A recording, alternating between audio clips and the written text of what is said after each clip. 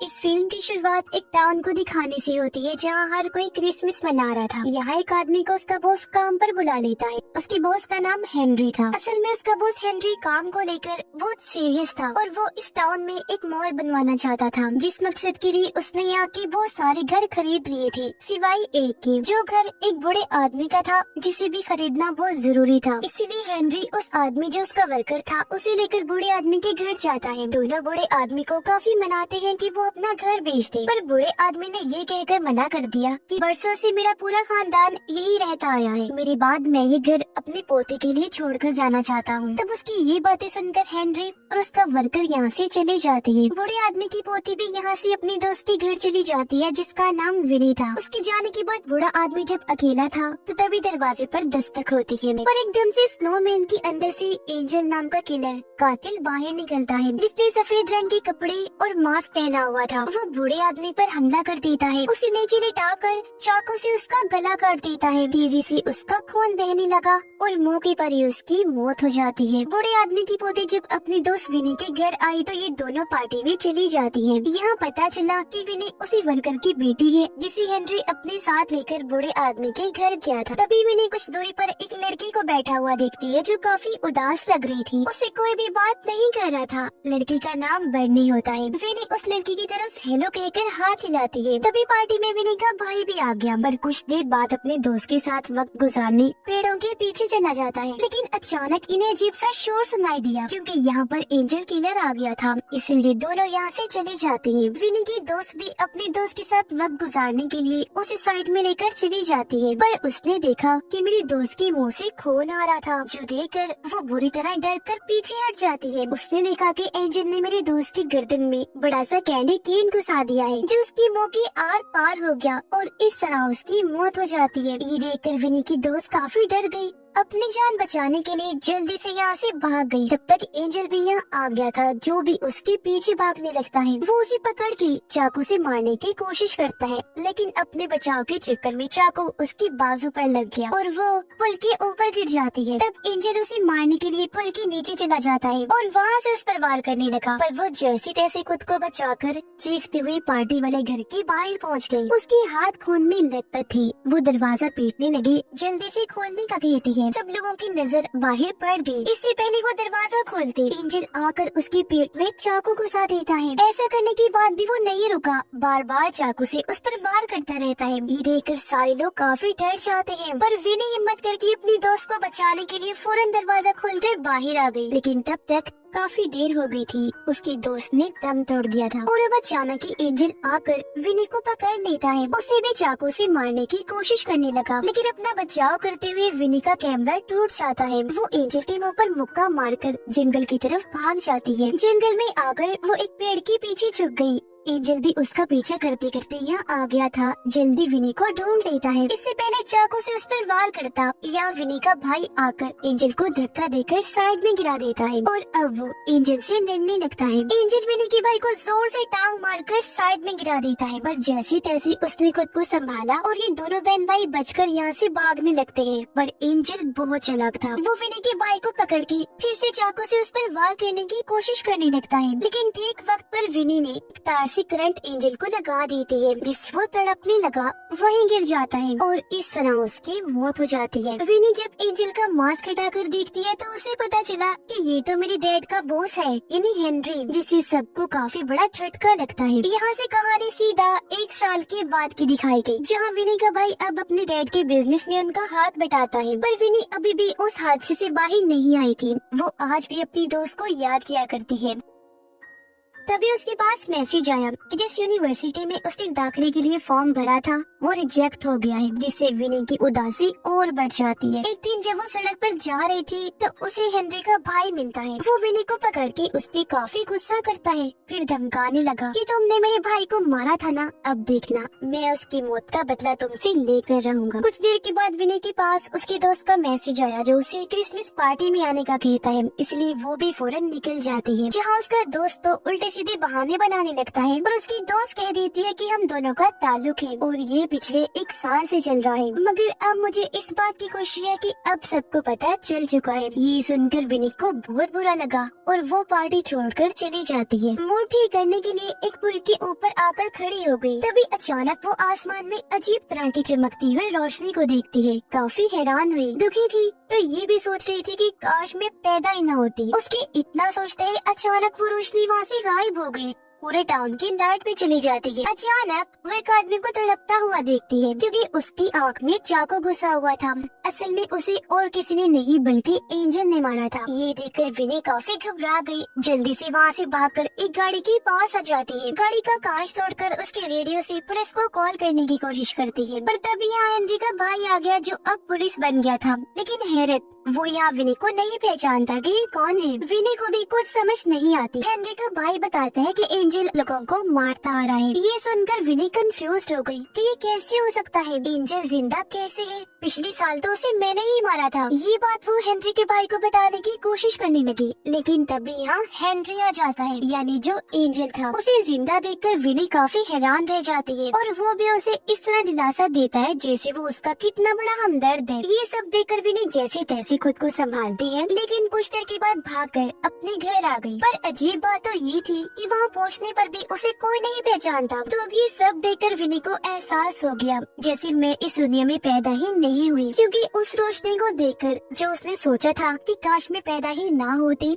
वो चीज सच हो गई थी। जिससे ये बात भी क्लियर हो गई कि अगर वो पैदा ही नहीं हुई तो जाहिर है उसने एंजल को भी नहीं मारा था। वो गहरी सोच में इधर उधर भागने लगती है। उसने नोटिस किया कि पूरे शहर में कर्फ्यू लगा हुआ है। जगह जगह हेनरी की तस्वीरें भी लगी हुई थी क्योंकि वो टाउन का मेयर बन गया था। साथ ही हेनरी ने वो शॉपिंग मॉल भी बनवा लिया था जो वो बनाना चाहता था। जिसके बाद विनी एक क्रिसमस पार्टी में जाती है। एक कमरे में गई जहाँ उसे पिछले साल की पार्टी की तस्वीरें लगी हुई दिखती है, जिनमें से विनी की तस्वीर गायब होती है। इससे ये साबित हो रहा था कि वो वाकई ही इस दुनिया में नहीं आई थी। अब बाहर खड़े दो दोस्त दिखाए गए। मौका देकर एंजल आया और अपनी कुल्हाड़ी लेकर लड़के को मारने की कोशिश करता है। लड़का अपने बचाव में अपने पास पड़ी हर चीज उठाकर एंजल को मारने लगता है, पर उसे कुछ नहीं होता। और अब जब लड़का यहाँ से भागने की कोशिश करता है तो उसने देखा कि मेन गेट लॉक्ड है। एंजल ने उसे पकड़ लिया, कुल्हाड़ी से वार कर देता है। तब लड़का भी गमले को एंजल की तरफ फेंक के मारता है और वापस घर के अंदर पार्टी में जाने की कोशिश करता है, पर दरवाजा लॉक था। साथ ही म्यूजिक भी इतना तेज था कि कोई भी उसकी आवाज नहीं सुन पाता। इसी बीच एंजल उसके पास पहुँच गया, कुल्हाड़ी से वार करके उसकी जान ही ले लेता है। बार बार उसे मारता रहता है जिससे खून चारों तरफ फैल जाता है। कुछ देर के बाद लड़के की दोस्त बाहर आई। अपने दोस्त का कटा हुआ सर बर्फ पर पड़ा हुआ देखकर काफी डर जाती है, चिल्लाने लगी। अब विनी टीवी पर खबरें देखती है जहाँ बताया जा रहा था कि एंजल ने बहुत सारे लोगों को मार दिया है। ये देखकर वो सारे लोगों को कहती है कि इस तरह की परेशानी वाले माहौल में चुपचाप नहीं बैठना चाहिए, बल्कि सबको अपनी अपनी हिफाजत के बारे में सोचना चाहिए। जो कहकर वो बर्नी को अपने साथ लेकर निकल जाती है। ये दोनों अब बर्नी के घर आई जहाँ विनी को पता चलता है कि बर्नी भी मेरी तरह कातिल पर नजर रख रही है। उसे बताती है कि जितने भी बच्चे मारे गए हैं उन सबकी मॉम डैड बिजनेस किया करती थी। बच्चों की मौत की दुख ने उन सबको बर्बाद कर दिया, जिससे धीरे धीरे हेनरी ही पूरे टाउन का अकेला मालिक बन गया। पर अचानक ही एंजल खिड़की तोड़कर अंदर घुस जाता है। उसे देखकर दोनों लड़कियां जल्दी से बाहर जाने लगी, पर दरवाजे पर एंजल खड़ा था जो उन्हें रोककर विनी को पकड़ लेता है। इससे पहले वो उसके साथ कुछ करता, विनी उसकी बाजू पर काट कर टेबल पर उसे धक्का दे देती है और ये दोनों लड़कियां जल्दी से यहाँ से बाहर भाग जाती है। अब अचानक आसमान में फिर से वही चमकदार रोशनी दिखने लगती है जो पहले भी विनी को नजर आई थी। उसे देखकर बर्नी विनी को बताती है कि यहाँ से इस रोशनी का दिखना कोई मामूली बात नहीं है, जरूर इसके पीछे कोई मैसेज छुपा होगा। जिसके बाद ये दोनों यहाँ से निकलकर मूवी थिएटर में आ जाती है। सुबह ये दोनों ढेर सारे नोट्स देखती है जिन पर आसमान में चमकने वाली उस रोशनी की कहानियाँ लिखी हुई थी, जिन्हें पढ़ने से दोनों को यकीन हो गया कि विनी के इस दुनिया में आने की वजह ये रोशनी ही है, मगर जल्दी ये रोशनी धुंधली होने वाली है, इसलिए विनी को जल्द से जल्द अपनी दुनिया में वापस लौटना होगा, वरना वो हमेशा के लिए यही अटक कर रह जाएगी। थोड़ा और छानबीन करने पर दोनों लड़कियों को पता चला कि एक बार फिर विनी को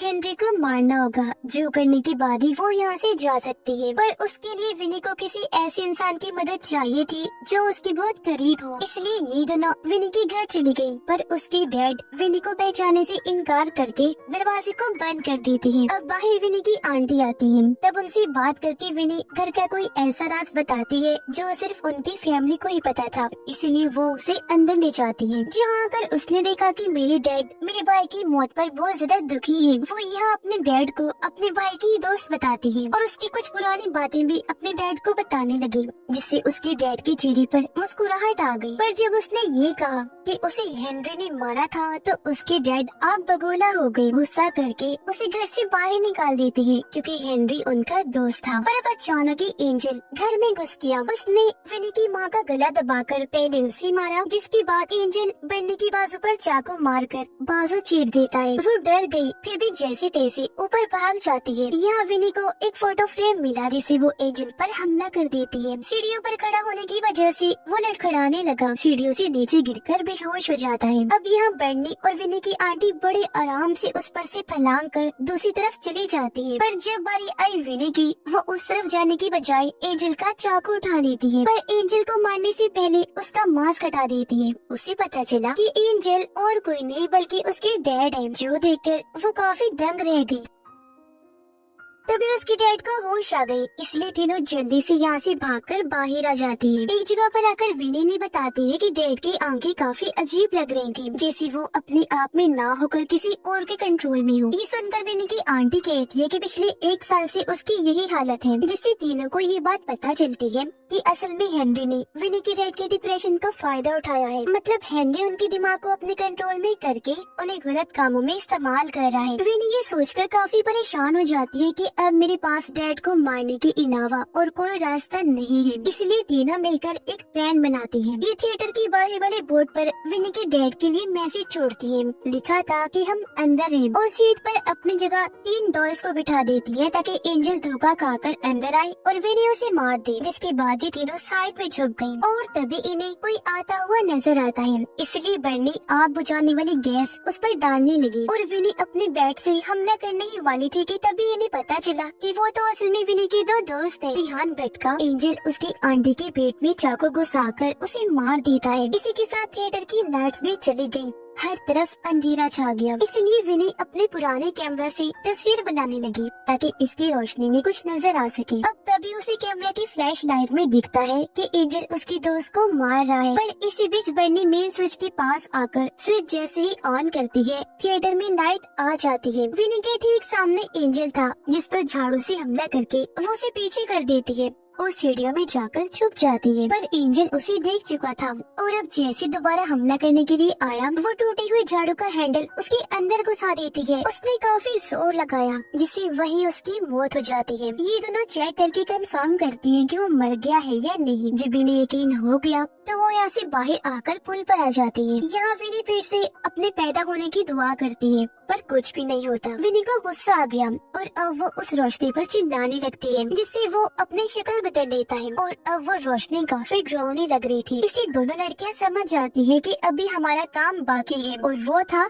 हेनरी को मारना, जो मेयर के रूप में अभी भी जिंदा था। वही तो टाउन के लिए सबसे बड़ा खतरा था। तो इसीलिए अब दोनों लड़कियां उसे मारने के इरादे से टाउन की मेन पार्क में आ जाती हैं, जहाँ हेनरी ने क्रिसमस की स्पीच रखी थी। यहाँ सारे लोग गुमसुम खड़े होकर कोई आंखों से हेनरी को देख रही थी, क्योंकि उन सबको भी हेनरी ने कंट्रोल किया हुआ था। तभी वो सबको बताता है कि मेरा भाई पागल है, ये अपना काम दूसरे टाउन में करना चाह रहा है। देखो अब मैं इसे सबक सिखाने लगा हूँ। जो कहकर उसने अपने भाई के गले में चाकू घुसा दिया, जिससे वहीं उसकी मौत हो जाती है। जिसके बाद हेनरी अपने भाई को एंजल के कपड़े पहनाकर सजावट के तौर पर उसे लटका देता है। ये देखकर विनी सब लोगों को होश में लाने की कोशिश करती है, पर कोई फायदा नहीं होता। और अब हेनरी के गार्ड्स दोनों लड़कियों को पकड़ के स्टेज पर ले आते हैं, जिस पर हेनरी यहाँ कबूल करता है कि हाँ तुम्हारे डैड के डिप्रेशन का फायदा उठाकर मैंने ही उसे इस्तेमाल किया और तुम्हारे भाई को भी मैंने ही मारा था और तो और बन्नी की मॉम डैड को भी मैंने ही मारा था। जो सुनकर दोनों लड़कियां गुस्से में आ जाती हैं, एक के बाद एक करके उसे मारने लगती हैं। ऐसा होने से टाउन के लोग भी एक एक करके होश में आने लगे और अब जैसे विनी टांग मारकर हेनरी को नीचे फेंकती है, टाउन की सभी लोग उस पर झपट पड़े बुरी तरह मारने लगती है। अब यह एक तरफ विनी हेनरी की वाइफ को मारती है तो बन्नी उसकी गार्ड्स को चाकू दिखाकर दूर हटा देती है, पर हेनरी जिसने खुद को बचा लिया था वो एक बार फिर लोगों को अपने कंट्रोल में कर लेता है और वापस से स्टेज पर आ गया। लेकिन विनी उसके पेट में चाकू घुसाकर आखिरकार उसकी जान ले ही लेती है। उसकी मरते ही